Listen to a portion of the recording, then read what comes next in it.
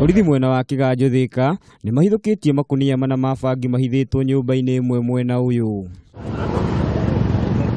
Bangi ĩno ĩratanywo gũkorwo ĩrĩ ya makĩria ma ciringi nuthu mirioni ĩrahithĩtwo nyũmba-inĩ ĩmwe mwena ũyũ wa Kiganjo, no mwene kana ene bangi ĩno matinanyitĩkana.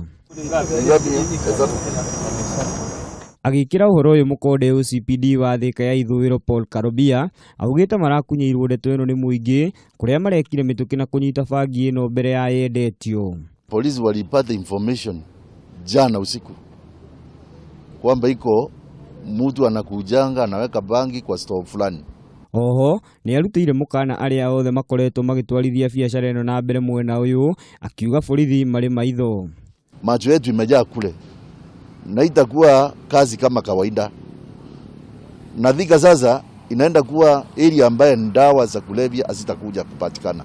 Karobia nĩ ũrĩtie mũingĩ mwena ũyũ gũkorwo makĩhũra riboti kũrĩ borithi mangĩona andũ kana mũndũ ũrĩ na mĩgendere ĩtarĩ ya kwĩhokeka.